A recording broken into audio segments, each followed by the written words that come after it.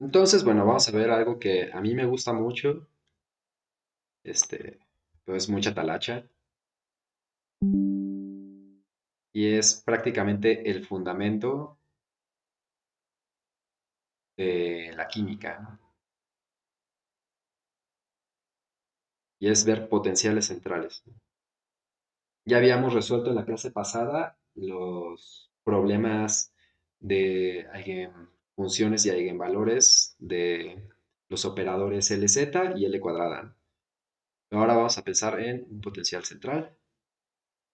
Y bueno, un potencial central ya habíamos dicho que era un potencial que además de ser estacionario, solo depende de la norma de, de R. ¿Sí? O sea, solo depende de la distancia que hay hacia cierto punto del potencial, ¿no?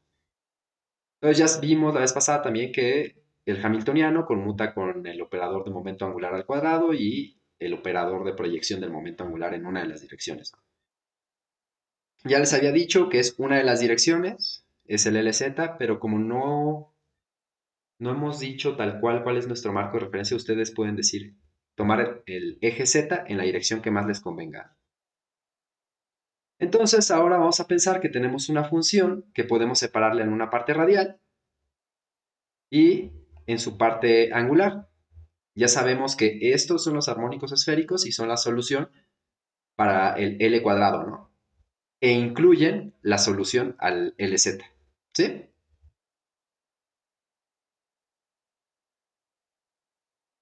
Sí, Sí. Ok. Entonces ya habíamos visto también que el hamiltoniano lo podíamos escribir de esta manera, ¿no? Un L cuadrado entre 2mr más nuestro operador o auxiliar, que depende solo de coordenadas radiales. ¿Vale? Entonces eso significa que si proponemos una función de onda que se puede separar en parte radial y parte angular, la ecuación diferencial que tenemos que resolver es de este tipo. Es un potencial estacionario, entonces tengo que encontrar la solución a la ecuación de Schrödinger independiente del tiempo, y eso significa que es el hamiltoniano aplicado a una función de onda es igual a la energía por la función de onda, ¿no? Entonces ya solamente lo estoy despejando. ¿Sí?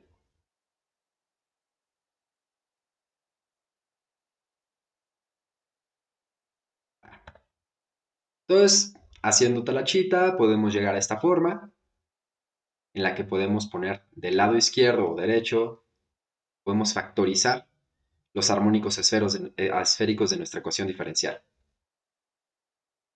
Y entonces nos basta encontrar soluciones a la ecuación diferencial que está por dentro, ¿no? Que es esta de aquí. Si ya escribimos como explícitamente nuestro operador auxiliar R, esa es la ecuación diferencial que tenemos que resolver. ¿De acuerdo?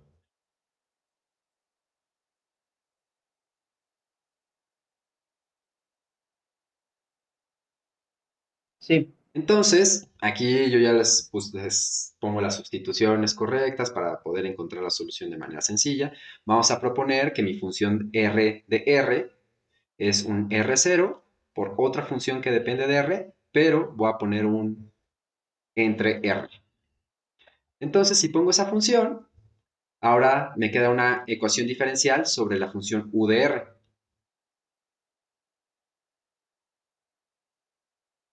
Entonces, hasta aquí todavía no parece, pero va a ser más sencillo resolverlo, ¿no?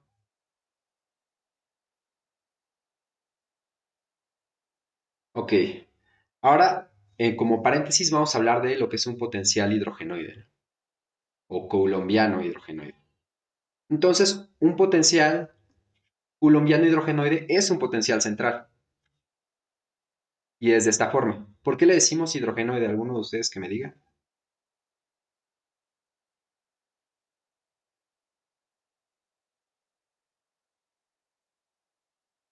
Y o sea, ya está el potencial aquí. Tiene, Ajá. tiene una manera muy parecida a cómo se expresan los niveles en el átomo de hidrógeno, ¿no? Los niveles de potencial. Ok, eso es más, es lo que a lo que queremos llegar, ¿no? Pero primero, ¿no? Es un potencial coulombiano, entonces es un potencial de tipo fuerza de Coulomb, ¿no? Es el potencial asociado a una fuerza de atracción o repulsión eléctrica. Y por eso le decimos potencial coulombiano, ¿no? Eso es 1 entre 4 pi epsilon cero 1 entre la distancia que hay entre las cargas, ¿no? Y si decimos que es hidrogenoide, un átomo hidrogenoide es aquel que tiene un solo electrón y tiene un núcleo, ¿no? ¿Sí? Particularmente si es un átomo de hidrógeno, es un núcleo que tiene carga de un protón y tiene un electrón, ¿no? Entonces, el número atómico del núcleo es Z, ¿no? Es Z igual a 1 en el caso del hidrógeno.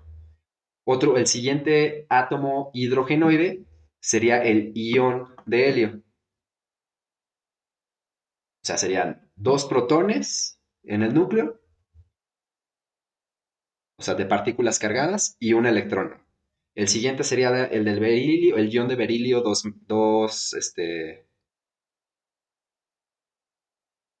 el ion de berilio, ya no me acuerdo de la notación, pero es el que tiene solo un electrón, ¿no? Que entonces sería berilio 2 más, ¿no? Tendría tres protones en su núcleo y un electrón. Y eso es lo que es un potencial hidrogenoide, ¿no? ¿Sí?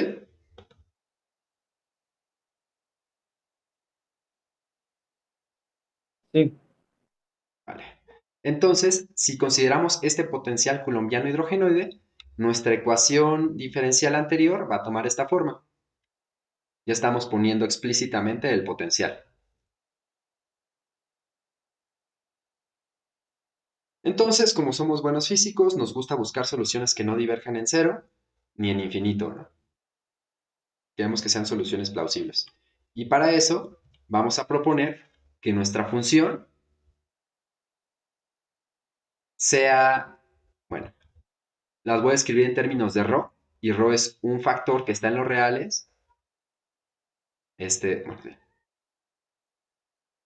ρ va a ser r entre un número que está en los reales. Y ese va a ser un número entero. Entonces va a ser un polinomio, un exponencial y otra función que depende únicamente de ρ.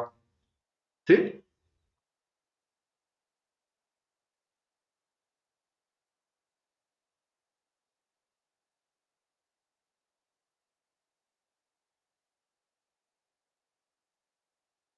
Entonces, la ecuación diferencial parece que se complica más. Es porque si alguno de ustedes ve The Mandalorian, this is the way, ¿no?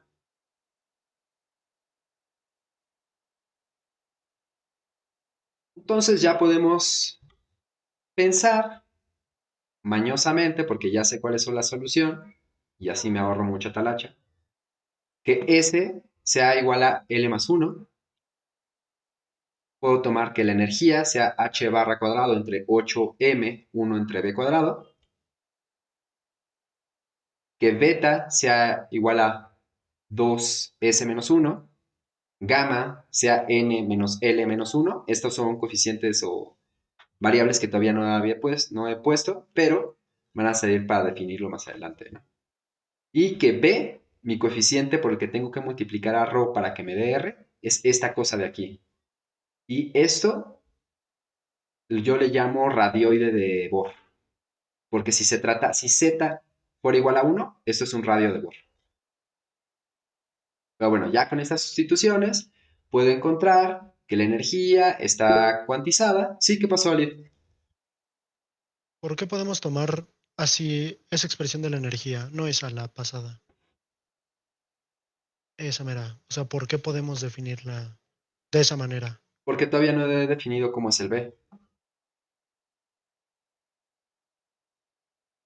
Pero sabemos Y que es un entero positivo, ¿no? Pero no, el B B. es un real, ¿no? S es Cierto, un la entero S es el positivo. entero positivo. Ok, ¿Sí? ok, ok. Esto sale de ya de hacer, de tratar de dejar en forma bonita la ecuación diferencial. Vale. Pero sí es bueno, está bien que lo señales, ¿no?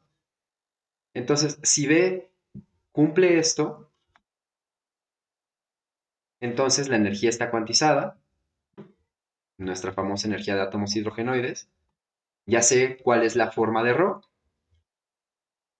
y mi ecuación diferencial es esta de aquí. O sea, al hacer esas sustituciones, mi ecuación diferencial queda de esta forma.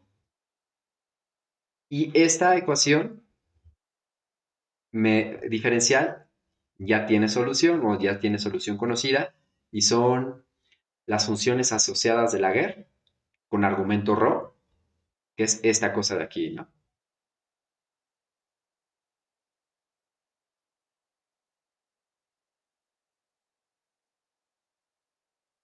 Sí, aquí a lo mejor me salté un paso. Este es 2s menos 1, que significa que es 2 por L más 1, o sea, 2L más 2 menos 1, 2L menos 1 y N menos L menos 1. Si se fijan, estos son realmente los coeficientes de... Sería una función de Laguerre, asociada de Laguerre, de orden beta arriba y gamma abajo. Esto significa que mi función u de ρ es de esta forma. Eso significa que mi función radial es de esta forma, ¿no? O sea, si vemos que incluso esta parte de aquí, que está resumida, es esta de aquí, ya empieza a tener a ser una expresión muy larga nuestra solución, ¿no?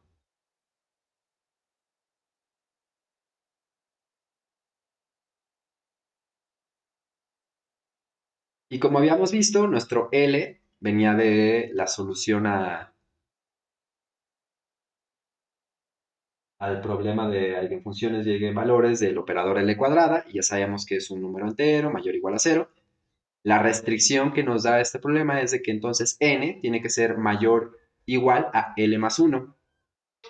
Y bueno, L de gamma beta de X son las funciones asociadas de Laguerre y esta es la fórmula de Rodríguez, ¿no? Entonces resulta que estos tienen que ser enteros positivos. Este beta es mayor o igual a cero, gamma es mayor o igual a cero, ¿no? O sea, lo puse de más. ¿Sí? Esto es uno de los errores de dedo, ¿no?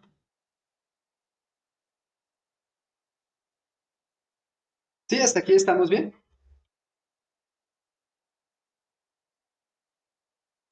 Se ve, se ve medio raro, pero sigo el hilo. Sí, se supone que esto ya debieron de haberlo visto en Introducción a la Física Cuántica y el problema de las funciones asociadas de Laguerre es uno de los que deberían de verse sí o sí en MAF.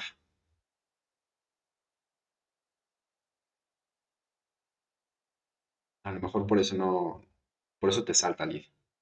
Pero en las notas Sí, está... no tuve buenas bases de MAF, entonces qué mala me guiaré con suerte. las notas. Sí, En las notas está toda la talacha de esto. excelente. De hecho, son como 20 páginas de talacha. Pero No está tan toda la excelente, talacha. pero Sí, o sea, sí es una talacha larga. Ahora sí, hablemos del átomo de hidrógeno. Entonces, bueno, ya sabemos cuáles son las eigenfunciones para el hamiltoniano de un potencial hidrogenoide, que son estas de aquí, ¿no? Ahora tenemos tres índices, ¿no? Un índice, el M, son de las eigenfunciones para el operador LZ, el índice L son de las eigenfunciones para el operador L cuadrada y el índice N es para las eigenfunciones del hamiltoniano, ¿sí? Y esta es su forma general, ¿no? Tenemos esta parte radial que tiene que ver con la normalización. Todavía no vemos cuál es el factor de normalización. Lo estoy dejando solo como R0. Tenemos funciones asociadas de Laguerre y tenemos los armónicos esféricos que incluyen las funciones asociadas de Legendre, ¿no?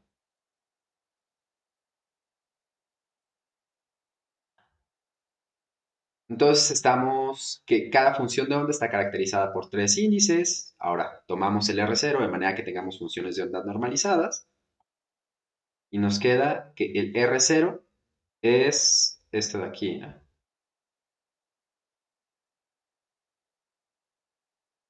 O sea, bueno, esta función de aquí, de manera que esté normalizada, es esta de aquí. ¿De acuerdo?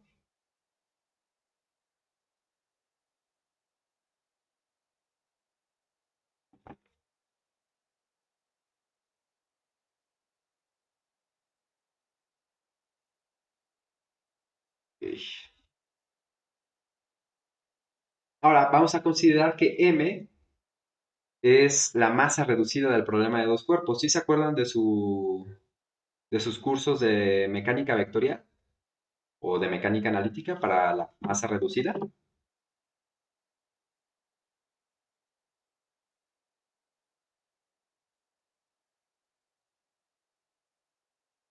Creo que sí. Ajá, recuerdo que creo que era multiplicar arriba las masas y entre la suma de las masas, ¿no? Algo al revés. Aquí lo tengo, ¿no? A ver, justo. Ah, sí, justo. Sí, no me acuerdo. Ok. Entonces ahora voy a suponer que mi vector de posición, en general, es el vector de posición de una de las masas menos el vector el de la otra de las masas, ¿no? Este vector de posición es el vector del centro de masas, ¿vale? Que es justo la motivación que hay en usar la masa reducida, ¿no? En lugar de tener cuatro variables, una de masa, dos de masa y dos de posición, vas a tener solo dos, ¿no? Una masa reducida y un vector de centro de masas, ¿no?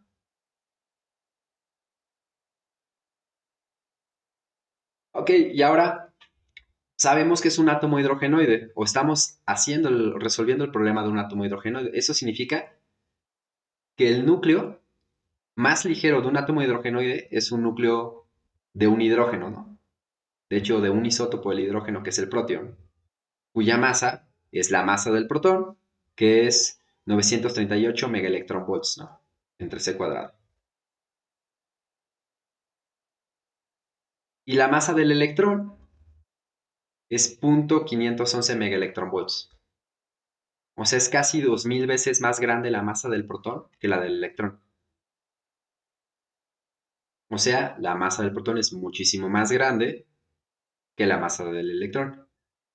Eso significa que el centro de masa está prácticamente en en el protón, ¿no? ¿Sí?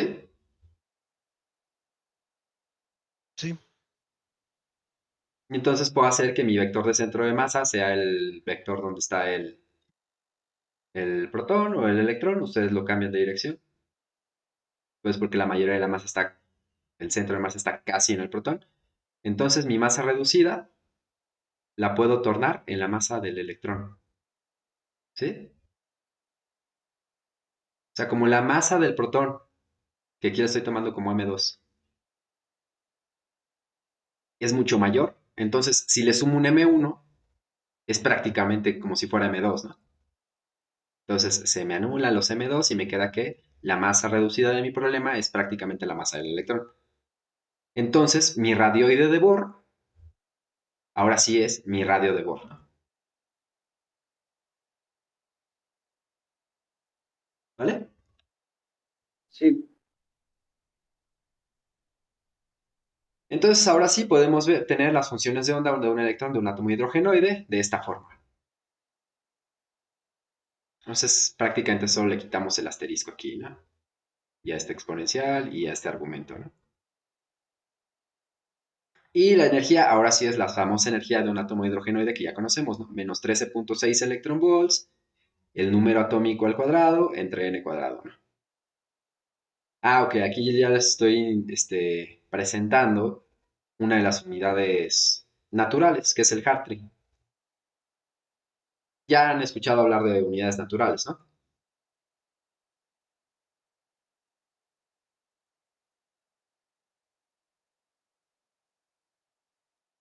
sí. Son las que tomas las constantes como uno.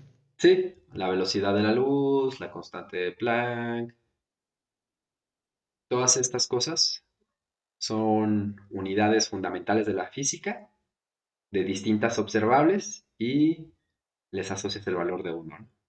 El Hartree es la unidad natural de la energía,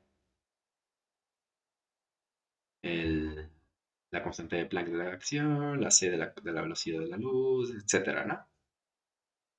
Y también a veces lo escriben como Ha. Nada más les digo, entonces un Hartree es 27.2 electronvolts, ¿no? Ok, ¿por qué tengo un signo negativo?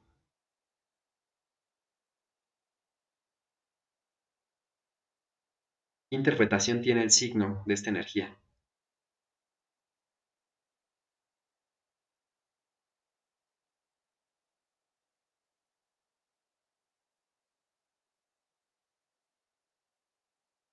Está, no me acuerdo bien, pero supongo que está liberando energía, ¿no?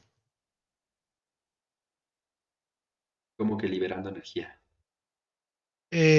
No, es la energía requerida que le tienes que meter al potencial para poder cambiarlo, ¿no?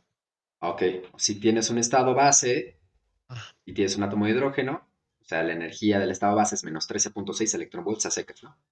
Entonces, lo que le tengo que brindar a mi sistema es esa energía para poder sacar al electrón del átomo, ¿no?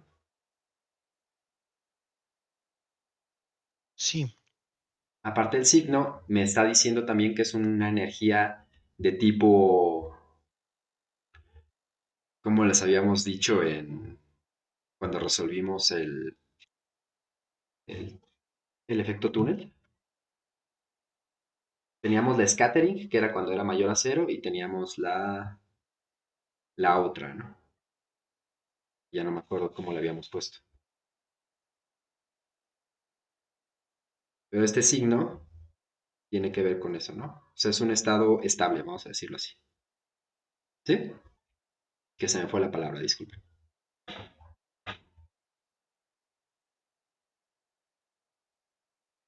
Entonces el átomo de hidrógeno es solamente hacer Z igual a 1.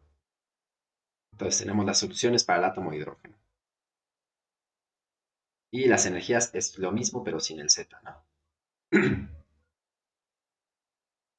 ¿Sí?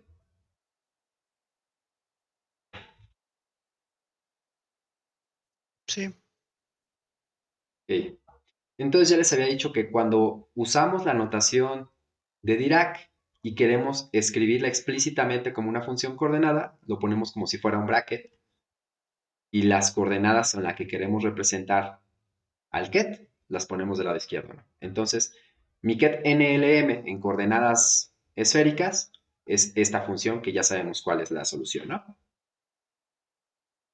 Ahora, ya sabemos que mis estados dependen de tres índices. Si le aplico el hamiltoniano, esta es la solución, ¿no?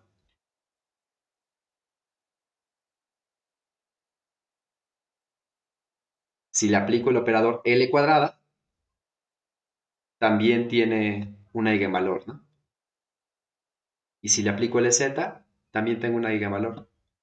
Eso es porque estas variables conmutan. Entonces podría idear un experimento donde puedo medirlas al mismo tiempo y sus incertidumbres no interfieren entre sí, ¿no? No son canónicas conjugadas entre sí. Entonces puedo saber cuál es la energía, cuál es el momento angular total al cuadrado y cuál es el momento angular en una de sus direcciones al mismo tiempo.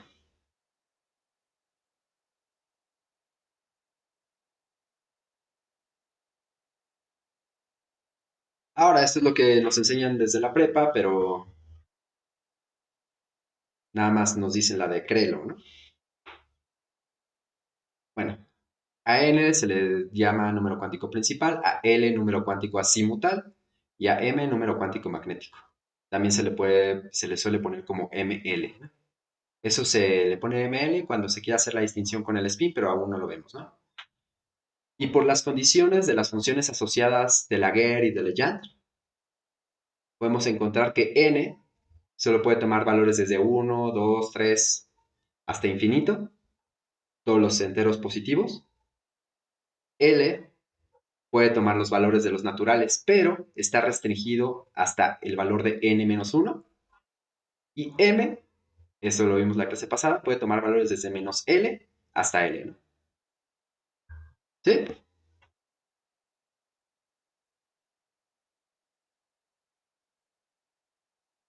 Ahora, no espero que lo responda luego porque a lo mejor está confuso, pero recuerdan que habíamos dicho que para un L, ¿cuántos M's distintos puedo tener? Y habíamos dicho que era 2L más 1. Ahora, para un N, a lo mejor se les puede ocurrir ahora mismo, ¿cuántos L's puedo tener? Más bien, ¿cuántos M's puedo tener para un solo N?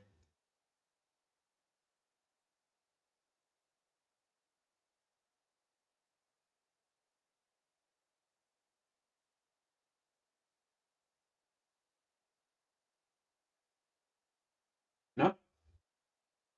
Eso tiene que ver con la degeneración de, de los estados del átomo de hidrógeno.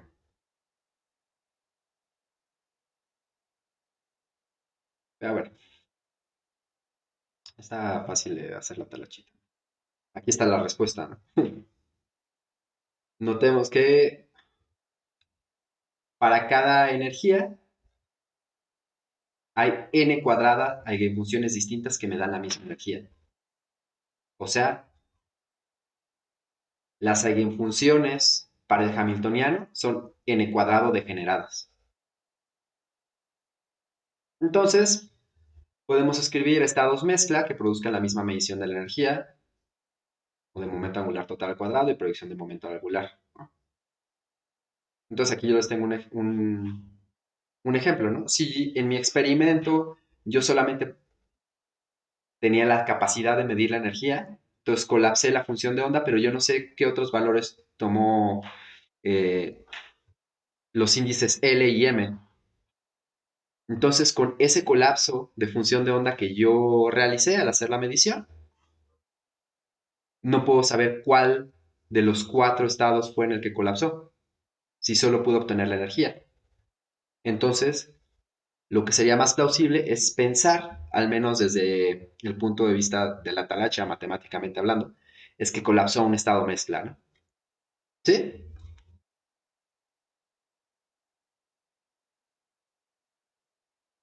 ¿A qué nos referimos con estado mezcla?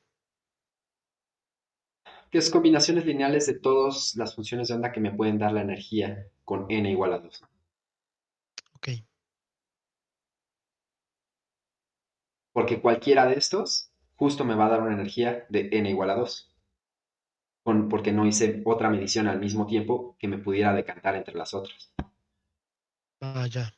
Sí, sí, sí. Y es esto de aquí, ¿no? Este estado mezcla que puse aquí sigue cumpliendo que el hamiltoniano aplicado a este estado es E2 aplicado al estado. Eso es un ejemplo, ¿no? Pero de cómo pueden pensar los estados mezcla. Ustedes ya deciden si realmente creen que colapsó. Eso depende de las interpretaciones de la mecánica cuántica. Si realmente colapsó a un estado mezcla o colapsó solo a uno de estos, ¿no? Pero la talacha sigue siendo igual de válida. ¿Sí?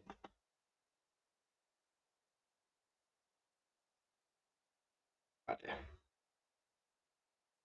Ahora vamos a considerar el estado base del átomo de hidrógeno, ¿no? Que es el estado 100.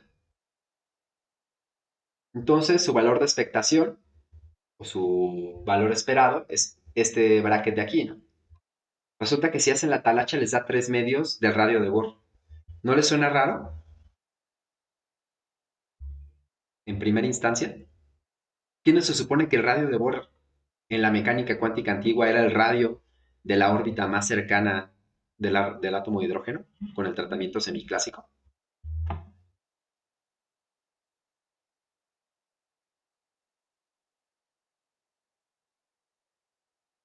¿No se les hace raro? ¿O por qué creen que Pues, se deba a esto?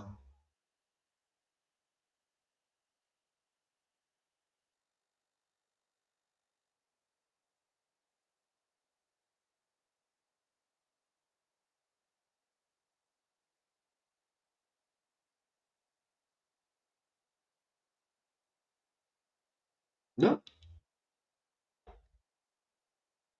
no, no me acuerdo, la verdad.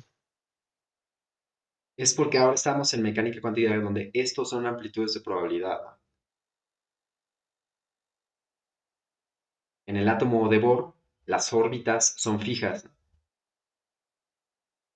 Y de hecho, en el átomo de Bohr, esto es como un paréntesis, hay un guiño al efecto túnel, pero regularmente como no se ve el efecto túnel antes del átomo de Bohr, no se menciona, ¿no? En el átomo de Bohr tienes órbitas fijas y los saltos ocurren entre niveles y los electrones saltan de una órbita a otra sin pasar por el medio, ¿no? O sea, aparecen de un lado y aparecen en otro. Pueden pensar que ese es un guiño al efecto túnel. Pero bueno, eso es otra cosa, ¿no? Las funciones de onda tienen naturaleza probabilística. Por eso, esto es un valor esperado, un valor promedio de una distribución de probabilidad.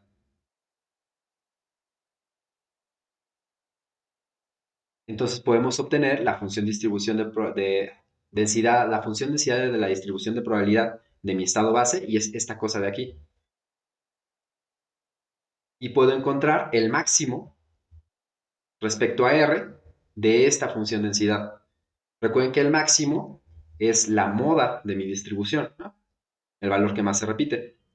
Y si encuentro cuál es el máximo de mi distribución, me doy cuenta de que la moda se alcanza justo en el radio de Bohr, ¿no? O sea que si hago una infinidad de mediciones, el valor que más veces se va a repetir es el radio de Bohr. Entonces ahí ya nosotros decimos, ah, entonces sí tiene sentido, ¿no? O no sé si ustedes sí lo noten así. Sí, creo que sí. O sea, Ujú. no es como promediando. O El sea, valor se esperado es repite. promediar. Y esto Ajá. de aquí es el que más se repite. Y para eso tengo una grafiquita en esta de aquí. Ah, Esta rayos. es la función densidad de probabilidad del estado base. Solo lo estoy pintando de R. Estoy dejando teta y phi constantes. Y me queda esta cosa de aquí. Esto es el valor promedio. Si piensan ustedes en una distribución como que estuvieran tratando de balancear algo, piensan que esto es como un pedazo de madera con esta forma, donde tenían que poner este, un pico para que no se balancee ni a la derecha ni a la izquierda, ¿no? Que esté justo a la mitad y que no se caiga. Tendrían que ponerlo aquí en el valor promedio.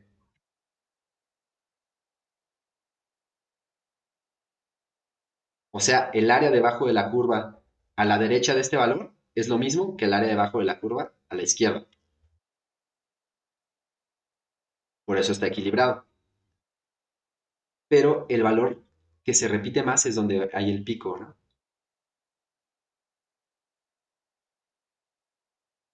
Y ese es justo la moda de la distribución y es el valor que más se repite. De hecho, podrían darse cuenta que esta distribución tiene una oblicuidad hacia la derecha, ¿no? O sea, que se inclina hacia la izquierda. ¿Sí?